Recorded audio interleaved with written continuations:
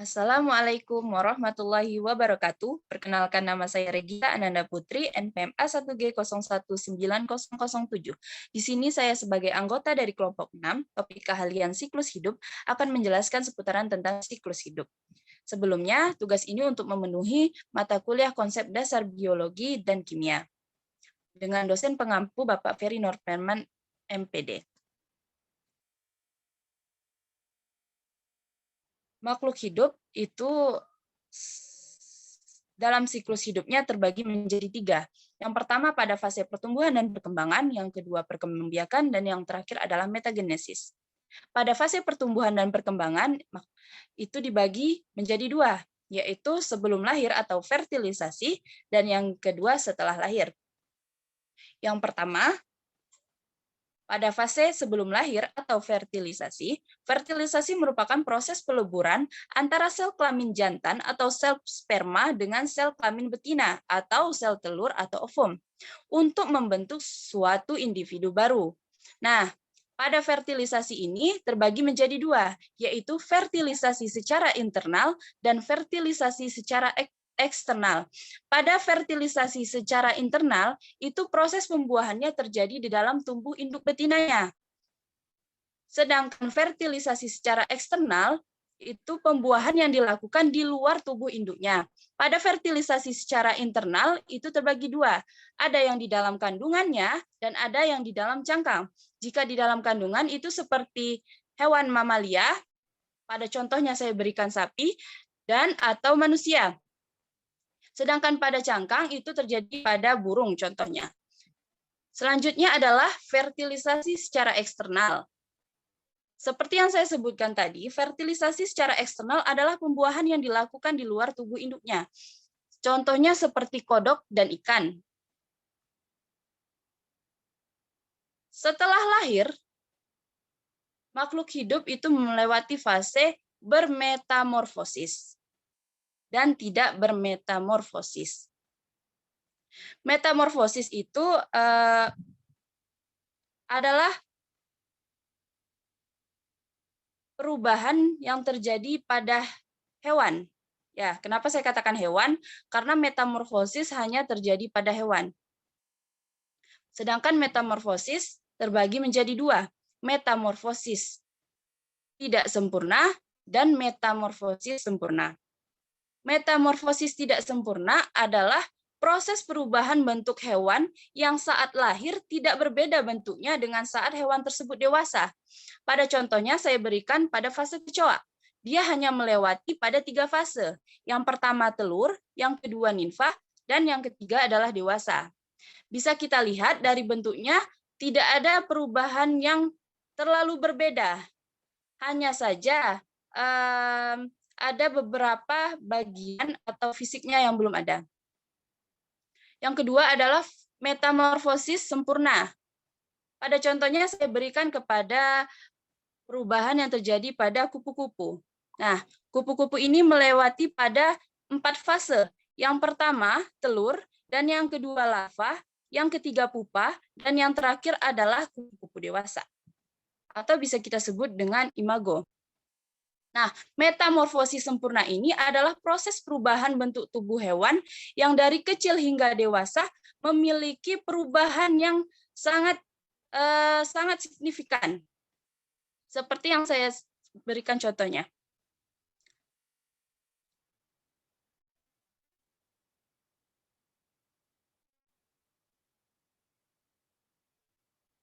Fase yang kedua, setelah melewati pertumbuhan dan perkembangan, maka makhluk hidup akan memasuki fase perkembangbiakan.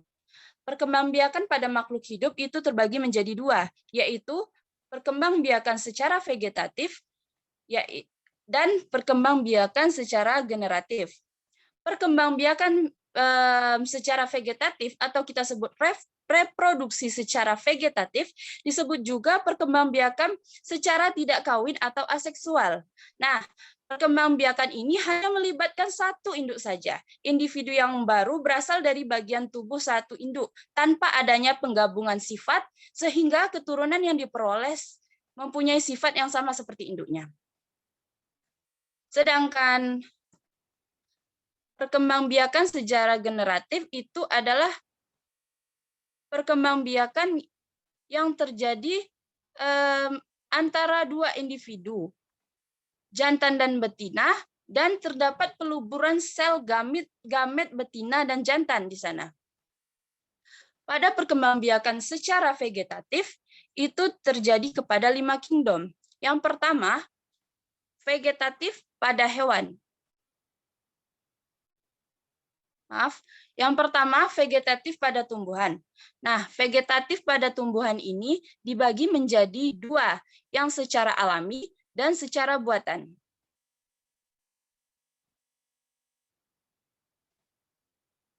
Perkembangbiakan vegetatif dilakukan tanpa memerlukan sel kelamin jantan maupun sel kelamin betina. Nah, pada tumbuhan tadi yang secara alaminya itu terbagi menjadi 8. Yang pertama adalah spora. Spora memiliki inti sel yang berubah fungsi menjadi alat perkembangbiakan. Spora berbentuk seperti biji yang sangat kecil sehingga sulit terlihat oleh mata telanjang. Dan spora hanya bisa dilihat dengan menggunakan alat yaitu mikroskop. Yang kedua adalah secara umbi akar. Umbi akar adalah akar yang mengembung karena menyimpan makanan. Umbi ini kemudian dapat mengeluarkan tunas sebagai individu yang baru. Contohnya terjadi pada wortel dan ubi kayu. Yang ketiga adalah umbi batang. Nah, yang dimaksud dengan umbi batang ini adalah bagian batang yang mengembung karena berisi cadangan makanan yang berbentuk zat tepung. Contohnya adalah pada kentang dan ubi jalar. Yang keempat adalah umbi lapis. Nah, umbi lapis ini memiliki struktur berlapis-lapis dan tunas di bagian tengahnya. Contohnya adalah bawang-bawangan dan bunga tulip. Selanjutnya, yaitu akar tinggal atau rizoma. Nah, rizoma adalah batang yang tumbuh dan menjalar di dalam tanah, serta bentuknya bercabang-cabang. Contohnya adalah pada kunyit, jahe, lengkuas, dan tebu. Yang selanjutnya adalah geragi atau stolon. Geragi adalah batang beruas-ruas yang tumbuh menjalar di atas permukaan tanah. Dan dari ruas-ruas tersebut bisa menumbuhkan tunas baru sebagai individu baru. Contohnya adalah tanaman pegagan, stroberi, semanggi, dan lain-lain. Yang selanjutnya adalah tunas. Nah, tunas ini berasal dari tumbuhan induk dan dapat tumbuh menjadi tumbuhan baru dengan cepat. Contohnya pada pisang, pohon pinang, dan bambu. Dan yang terakhir adalah tunas adventif. Nah, tunas adventif ini adalah tunas yang tumbuh dari ujung-ujung daun. Contohnya pada cocor bebek. Selanjutnya, reproduksi vegetatif pada tumbuhan secara buatan. Nah, perkembangan biakan vegetatif buatan pada tumbuhan ditandai dengan adanya campur tangan manusia dalam proses perkembangbiakannya. Nah, ia juga memiliki beberapa keunggulan, di antaranya tanaman baru yang dihasilkan cepat berbuah atau memberikan hasil serta sifatnya sama atau bahkan lebih bagus dari tanaman induknya. Perkembangbiakan vegetatif pada tumbuhan secara buatan itu terbagi menjadi 5. Yang pertama adalah mencangkok. Mencangkok adalah proses menumbuhkan akar dari batang tanaman yang berada di atas tanah agar dapat ditanam menjadi tanaman baru. Proses inilah yang paling sering dilakukan khususnya untuk tanaman buah, sehingga proses pembuahan bisa terjadi dengan cepat dan hasilnya banyak dan besar. Pada contoh yang saya tampilkan pada pertama itu seperti yang pertama kita lakukan adalah mengkikis bagian kulit kayunya. Setelah itu di situ sudah terlihat di bagian kedua itu sedang proses mengikisnya, di bagian ketiganya sudah terkikis dan di bagian empatnya mulai membulatkan tanah dengan plastik diikat. Nah, setelah tumbuh akar dari proses keempat tadi, barulah kita tanam ke tanah pada proses kelima itu. Itulah contoh dari mencangkok. Nah, mencangkok ini hanya bisa dilakukan pada tumbuhan berkayu. Yang kedua adalah menempel okulasi.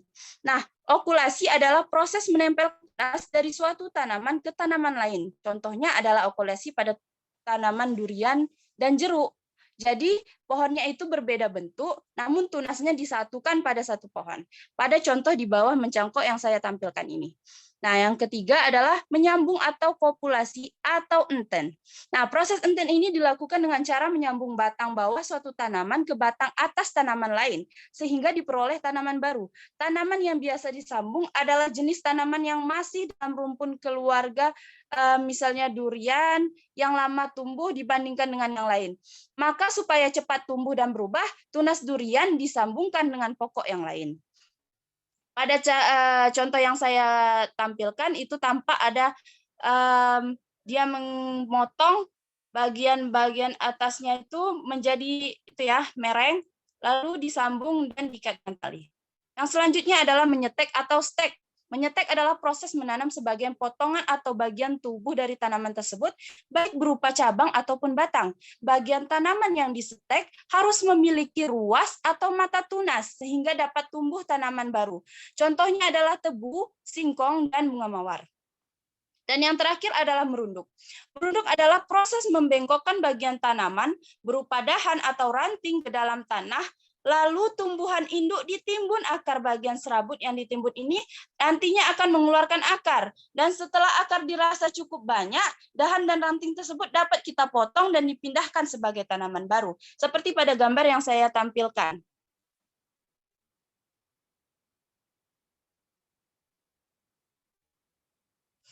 Selanjutnya, vegetatif yang terjadi pada hewan. Nah, perkembangbiakan secara tidak kawin atau vegetatif ini merupakan perkembangbiakan tanpa melalui proses perkawinan, sama yang seperti yang saya katakan tadi. Nah, pada hewan biasanya terjadi pada hewan-hewan tingkat rendah. Perkembangbiakan dengan cara ini dibagi menjadi 3, yaitu pertama bertunas, yang kedua fragmentasi, dan yang ketiga membelah diri. Yang pertama adalah bertunas. Nah, hewan tingkat rendah yang mengalami bertunas adalah pada hidra. Hewan ini tidak bertulang belakang. Hidra hidup pada air tawar, dan pada tubuh hidra dewasa akan muncul tonjolan. Tonjolan tersebut akan terus tumbuh dan membesar. Ketika setelah cukup besar, tunas itu akan terlepas dari tubuh induknya. Tunas yang terlepas akan tumbuh dan berkembang menjadi individu baru. Yang kedua adalah fragmentasi. Fragmentasi adalah perkembangbiakan yang berasal dari potongan tubuhnya sendiri. Contoh hewan yang berkembang biak dengan cara fragmentasi adalah planaria. Cacing planaria ini merupakan cacing pipih. Planaria bisa kamu temukan di bawah bebatuan di sungai, ukurannya sangat kecil. Jika kita potong salah satu bagian tubuhnya, maka potongan tubuh itu akan tumbuh menjadi individu baru, sama seperti gambar yang telah saya sajikan.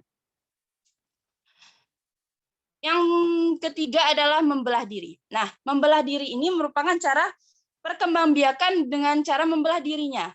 Pada prosesnya saya tampilkan di sini contohnya adalah amoeba yang sedang membelah diri.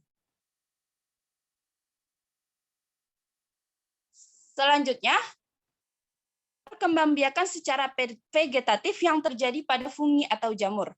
Nah, reproduksi dengan vegetatif pada jamur merupakan jamur bersel satu yang dilakukan dengan cara pembentukan tunas yang akan tumbuh menjadi individu baru.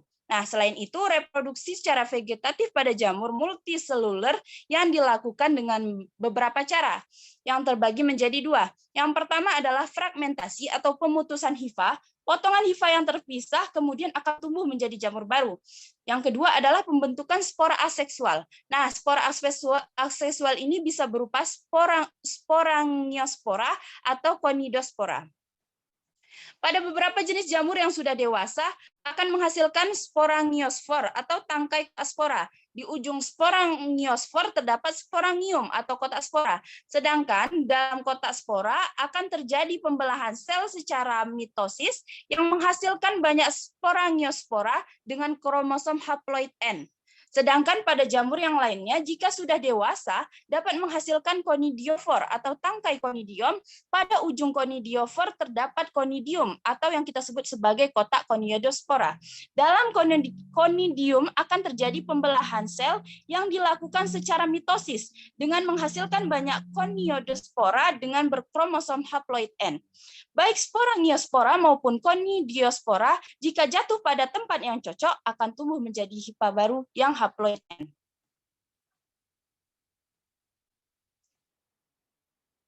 Selanjutnya adalah perkembangbiakan vegetatif pada Monera atau yang kita sebut sebagai bakteri. Nah, perkembangbiakan bakteri secara vegetatif dibedakan menjadi 3 macam, yaitu pertumbuhan tunas atau buding, yang kedua adalah fragmentasi atau fragmentation, dan yang terakhir adalah pembelahan binar atau binary fission. Dari ketiga jenis reproduksi bakteri secara vegetatif tersebut, sebagian besar bakteri melakukan reproduksi melalui pembelahan binar.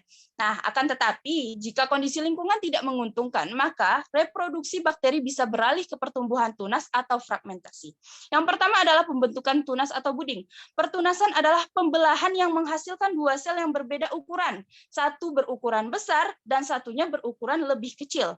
Nah, sel yang besar disebut induk, sedangkan sel yang kecil disebut anak. Pertumbuhan tunas pada reproduksi bakteri dimulai dengan tumbuh dan berkembangnya sebuah tonjolan kecil pada salah satu ujung sel. Tunas ini mereplikasi genom, tumbuh membesar, dan menjadi sel anakan. Apabila ukuran tunas hampir sama dengan ukuran induknya, tunas akan memisahkan diri dari sel induk untuk menjadi bakteri baru. Yang kedua adalah fragmentasi atau fragmentation. Apabila kondisi lingkungan tidak menguntungkan, bakteri umumnya akan melakukan reproduksi melalui metode fragmentasi. Nah, fragmentasi adalah cara berkembang biaknya bakteri, di mana bakteri baru tumbuh dari bagian tubuh atau fragmen induknya. Bakteri induk akan melakukan pemutusan bagian selnya secara sederhana. Kemudian, bagian yang telah terputus tadi akan tumbuh menjadi bakteri baru dan berkembang menjadi dewasa. Dan yang terakhir adalah pembelahan binar atau binary fission. Pembelahan binar merupakan cara yang paling umum ditemukan pada proses reproduksi bakteri. Meskipun demikian, pembelahan biner lazimnya hanya terjadi apabila kondisi lingkungan menguntungkan bagi bakteri. Sel bakteri akan membelah menjadi dua sel anak yang memiliki bentuk dan ukuran yang sama atau kita sebut identik, sama seperti yang saya tampilkan pada gambar. Nah, di situ dapat kita lihat bahwa pertama itu ada satu sel induk bakteri. Lalu terjadi pemanjangan sel replikasi DNA dan invaginasi dinding sel dan distribusi bahan nukleus. Setelah itu terjadi pembentukan dinding sel dan pemisahan menjadi dua. Oke, next. Selanjutnya adalah perkembangbiakan vegetatif yang terjadi pada protista. Nah, perkembangbiakan vegetatif yang terjadi pada protista ini terjadi pada 3. Yang pertama adalah protista mirip tumbuhan atau alga, atau yang kita sebut dengan ganggang. Yang kedua adalah fragmentasi atau fragmentation, dan yang ketiga adalah pembelahan binar atau binary fusion. Yang pertama adalah protista mirip tumbuhan atau alga, atau yang sebut kita ganggang. Perkembangbiakan secara aseksual dilakukan oleh zoospora atau aplanospora yang tidak berdinding. Nah, zoospora mempunyai dua buah flagela yang tidak sama panjang, terletak di bagian lateral. Spora dibentuk dalam sporangium yang uniseluler, dinamakan sporangia unikoluler, atau spora yang dibentuk dalam sporangia yang multiseluler yang disebut sporangium plurilocular. Nah, yang kedua, protista mirip hewan atau kita sebut protozoa. Nah, perkembangbiakan secara vegetatif atau aksesual pada protozoa ini terjadi dalam bentuk pembelahan sel atau pembagian sel. Pembelahan ini dapat terjadi secara membujur atau melintang pada sepanjang selnya, sehingga menghasilkan anak-anak sel yang dapat berukuran sama ataupun berbeda. Jika pada proses pembelahan diri menghasilkan dua anak sel, maka disebut pembelahan biner. Akan tetapi, apabila terdapat banyak anak sel dinamakan pembelahan bahu rangkap atau multiple fission. Dan yang selanjutnya adalah protista mirip jamur. Macam-macam jamur protista dikelompokkan dalam dua filum kelas, yaitu jamur lendir atau Myxomycota dan jamur air Omycota. Nah, Myxomycota ini atau jamur lendir disebut juga dengan jamur lendir karena memiliki protoplasma tanpa dinding sel. Nah, Myxomycota adalah kelompok jenis jamur lendir yang berwarna kuning karena memiliki pigmen berwarna kuning atau orange. Myxomycota bersifat heterotrof atau tidak bisa membuat makanannya sendiri, memiliki bentuk tubuh seperti lendir atau plasmodium, dan dapat bergerak-gerak seperti amoeba. Nah, habitat Myxomycota dapat hidup di tempat yang lembab dan basah seperti hutan basah atau sampah yang basah. Kelompok ini juga ditemui di batang kayu yang busuk.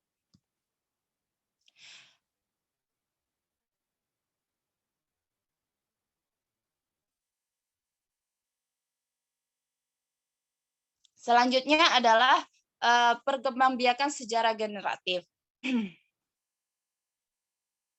Nah, perkembangbiakan pada hewan, tumbuhan, dan pada protista. Perkembangbiakan generatif pada hewan itu terbagi menjadi 3. Yang pertama adalah ovipar atau bertelur. Biasanya terjadi pada unggas. Dan yang kedua adalah vivipar, yaitu secara melahirkan. Biasanya terjadi pada mamalia. Dan yang ketiga adalah ovovivipar, yaitu bertelur dan melahirkan. Ini terjadi pada kuda laut.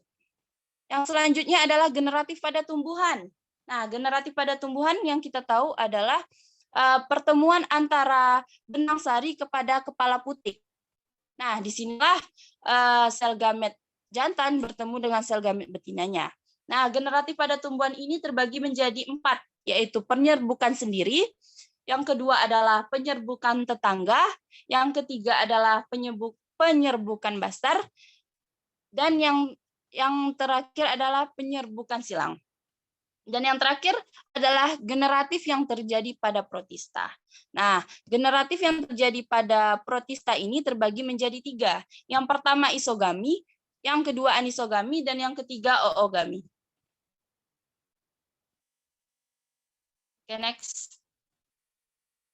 Yang terakhir adalah fase metagenesis.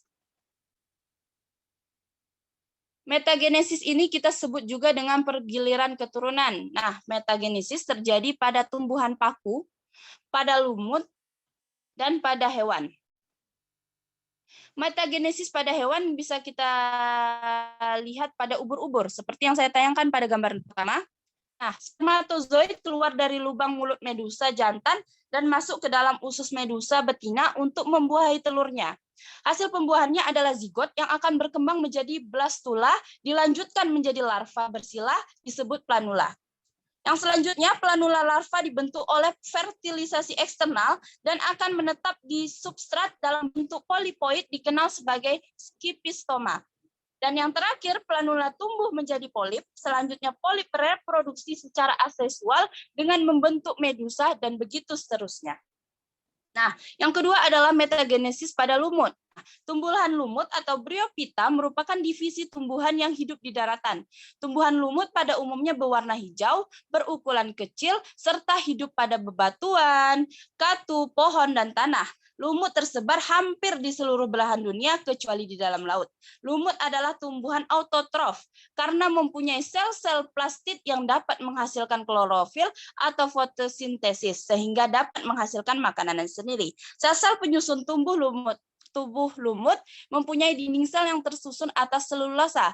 Tumbuhan lumut diklasifikasikan menjadi 3 kelompok, yaitu lumut hati atau Hepaticospida, yang kedua adalah lumut tanduk atau Anthocerotacea, dan lumut daun atau musci. Siklus hidup tumbuhan lumut bersifat metagenesis, di mana terjadi 2 fase pergiliran keturunan sekaligus, antara fase gametofit dengan fase sporofit, seperti yang saya tampilkan pada gambar.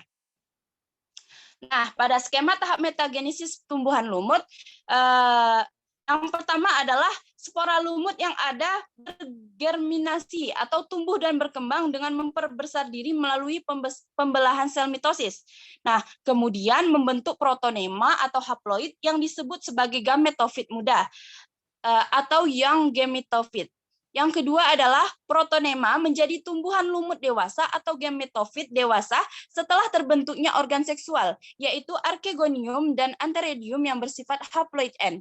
Archegonium akan membentuk sel telur secara mitosis dan antheridium membentuk spermatozoid secara mitosis. Nah, sehingga sel telur yang dihasilkan dan sel spermatozoid yang dihasilkan tetap bersifat haploid. Yang selanjutnya, spermatozoid bergerak menuju sel telur dan membuahi atau terjadilah fertilisasi di sana sehingga terbentuk zigot yang disebut diploid atau kita sebut juga dengan 2N. Zigot kemudian membentuk embrio 2N dan kemudian berkembang menjadi sporofit 2N. Sporofit akan menghasilkan spora dengan sporangium yang dimilikinya. Sporangium yang diploid 2N menghasilkan spora dengan cara meiosis sehingga dihasilkan spora yang haploid N. Dan yang terakhir, spora berkembang kembali menjadi protonema yang baru. Yang selanjutnya adalah metagenesis pada tumbuhan paku. Seperti yang saya sajikan pada gambar terakhir. Nah, tumbuhan paku memiliki perbedaan dengan tanaman biji lainnya. Karena tumbuhan ini tumbuh dari spora. Tumbuhan paku termasuk ke dalam tumbuhan kuno dan diperkirakan ditemukan pertama kali sejak 360 juta tahun yang lalu. Tumbuhan paku umumnya berupa kormus, yaitu mempunyai akar, batang, dan daun sejati. Daun tumbuhan paku memiliki ciri khas menggulung pada bagian ujungnya. Pada permukaan bagian bawah daun yang telah dewasa, seringkali didapati bintik-bintik hitam. Nah, bintik-bintik hitam inilah yang kita sebut sebagai sorus. Di dalam sorus dapat banyak kotak spora atau sporangium yang dilindungi oleh suatu selaput yang disebut indusium. Tumbuhan paku mempunyai ukuran tinggi yang bervariasi. Misalnya tumbuhan paku yang mengapung di permukaan air hanya berukuran sekitar 2 cm. Sedangkan tumbuhan paku yang hidup di darat tingginya dapat mencapai 5 meter. Contohnya paku tiang atau Sphaerothepris. Bentuk tumbuhan paku yang hidup saat ini bervariasi. Ada yang berbentuk lembaran, perdu, atau pohon. Dan seperti tanduk rusa. Nah, dua fase utama dalam metagenesis tumbuhan paku yaitu homospora. Adalah fase gametofit yang haploid N dan fase sporofit yang diploid 2N. Skema tahapan metagenesis paku, homospora, dan homospora yaitu yang pertama, tumbuhan paku yang dewasa membentuk sporangium yang memiliki kromosom 2N dan diploid. Nah, yang kedua, sporangium membentuk spora dengan metode meiosis sehingga dihasilkan spora yang memiliki N-set kromosom atau haploid. Nah, yang ketiga, spora-spora sel tunggal tersebut bergeminasi dan membentuk organ multiseluler, yaitu protalus atau protalium yang memiliki set kromosom haploid dan merupakan organisme penghasil gamet pada tumbuhan paku, atau yang kita sebut dalam fase gametofit. Nah, yang selanjutnya pada protalus atau protalium terdapat dua jenis organ seks yang berbeda, yang menghasilkan dua jenis gamet berbeda, yaitu archegonium yang menghasilkan ovum atau sel telur, dan antheridium yang menghasilkan spermatozoid. Nah, protalus ini menghasilkan gamet dengan pembelahan mitosis. Ovum dan sperma yang merupakan gamet paku bertemu dan membentuk zigot yang merupakan 2N atau diploid dan membentukkan awal dari fase sporofit. Nah, selanjutnya zigot kemudian dewasa dengan menjadi tumbuhan paku dan proses berulang kembali. Seperti itulah metagenesis yang terjadi pada tumbuhan paku. Terima kasih. Mungkin hanya ini yang bisa saya sampaikan. Lebih dan kurangnya saya mohon maaf. Kepada Allah saya mohon maaf. Ampun. Saya akhiri. Wassalamualaikum warahmatullahi wabarakatuh. Selamat tinggal.